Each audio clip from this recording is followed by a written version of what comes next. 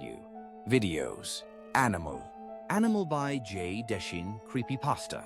My uncle used to take me fishing. At least that's what he would tell my mother. And the first few times he wasn't even lying. We'd actually roll up to a quiet little pond somewhere off the beaten path. Always off the beaten path. He put a rod in my hands and watched me struggle with it for a bit before coming up behind me and gently guiding my arms. "There you go," he said in his easy drawl. "That's the way to do it." Many times he would guide my form. As our fishing trips went on, his hands gradually found their way from my arms to other places. Before long, there weren't even ponds, only secluded areas in the middle of the woods, miles from any road or campsite. In these places, we'd make a day of it. I didn't like it, but I knew my options. "I'll tell your mama you wanted it," he said. I believed him. I didn't stop to realize that this would incriminate him too. All I could see was my own shame and the surest way to make it worse. Once, on a cold, gray afternoon at the beginning of fall, he took me deeper into the woods than usual. The chill in the air didn't faze him. "It'll be invigorating," he said. "The breeze against our skin.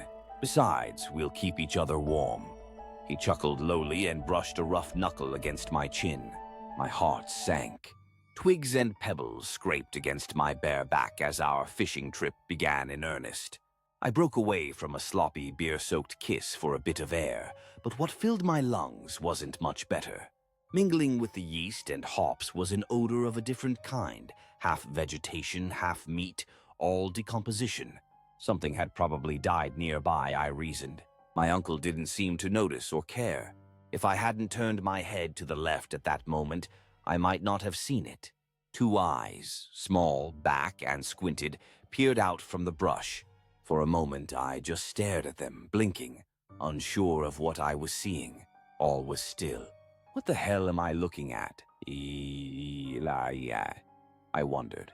A trick of the light? No. A moment later, it moved and its full face came into view. It was dark and covered completely in coarse hair, except for the flesh of its nose, mouth, and around its eyes. These had a shiny, black, leathery skin. My breath left me as I realized all too clearly that this, whatever it was not human. Instinct took over. "Uncle!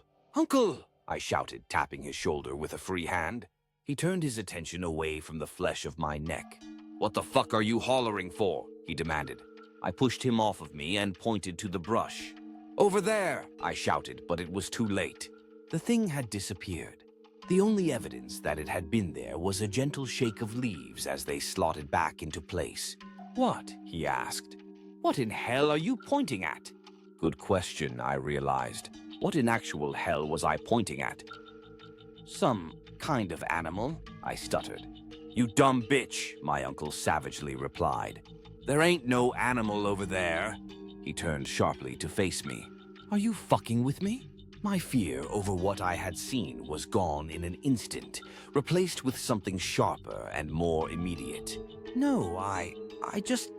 "You just what?" he spat. "You thought you could get out of it?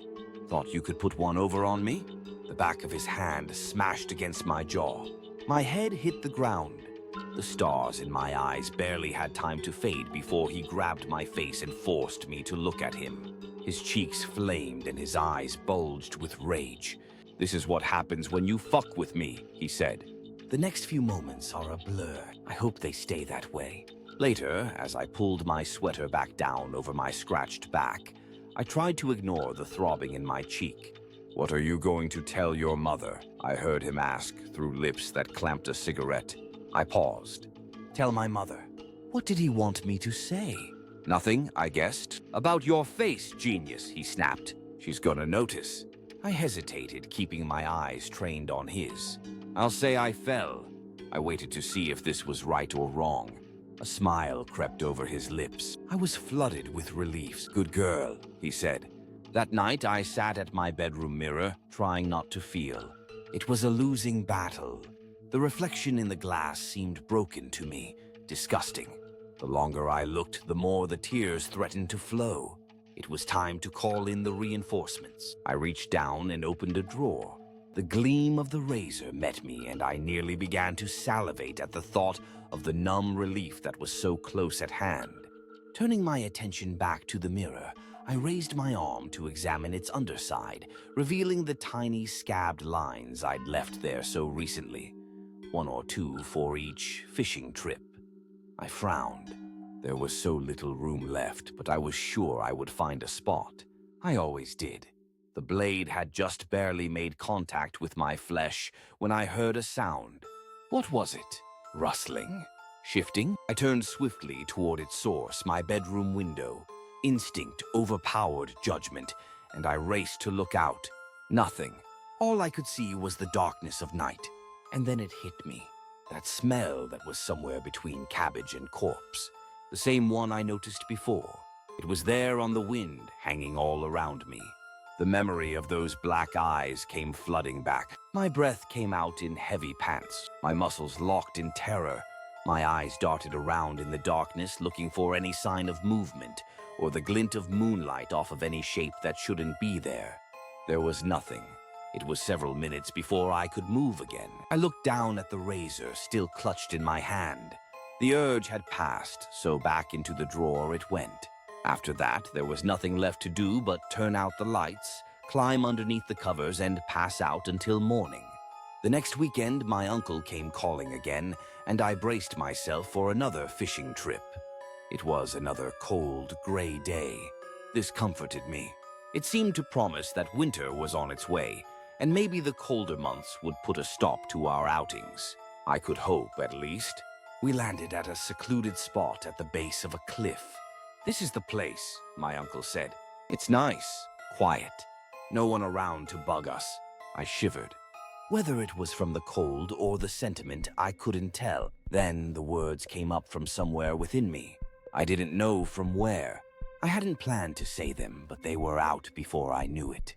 "I don't want to." My uncle abruptly stopped undoing the buttons on his shirt. He narrowed his eyes at me. "What did you say?" I swallowed. No turning back now. "I said I don't want to." Twigs snapped under his feet as he inched toward me. His voice was low and even. "What do you mean you don't want to?" Instinctively, I moved backward. "I don't like this," I said as my body began to shake. "It's wrong." My uncle closed the gap between us so quickly I lost the air from my lungs. He seized my wrist and thrust my back sharply against the rock face. I could feel his sandpaper skin scrape against mine. His sour breath assaulted my nostrils. "Just when did I ever ask for your opinion?" he asked. "Stop it," I begged meekly. "You're hurting me." He laughed. "You have no idea how much you're gonna hurt." As he pressed his lips violently to mine, there was a change in the air. I don't know which I noticed first. It could have been that rotting smell or the pounding of feet along the forest floor as they headed straight for us.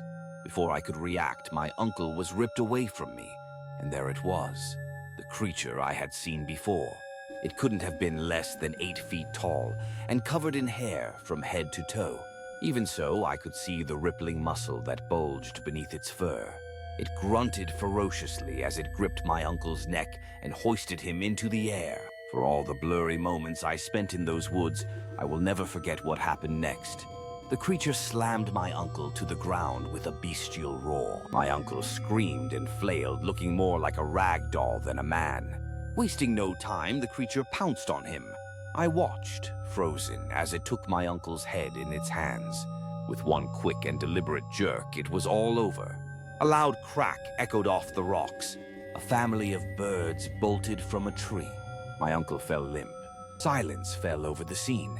For a moment, neither of us moved. The beast was the first to act, rising slowly from the ground where its handiwork lay. It slowly turned to face me, and my body tensed to throbbing. All the while, that putrid smell hung in the air. This was it, I thought. This was how it would all end. Moments passed. Nothing happened. The creature did nothing but stare. Feeling my muscles start to loosen, I let myself take in and process what I was seeing. The creature's eyes seemed soft. It was almost as if it were asking me something, begging. I looked again at my uncle, lying still in the shadow cast by the cliffside. There was no sign of life. My uncle's reign of terror had come to an end. Meeting the creature's gaze once more, the strangest thought occurred to me. Did it look sorry? Worried? I don't know what made me do it, but I took a deep breath and spoke to it. I'll say he fell. At this, the creature's shoulders relaxed. Apparently needing nothing more, it turned and lumbered back the way it came. Just before it disappeared into the brush, I called out to it. Thank you. It faced me one last time and stretched its lips back, revealing a set of enormous teeth. A smile, I realized. My lungs inflated fully, and a tear of relief ran down my cheek as I watched my savior disappear into the forest. Written by J. Deschain.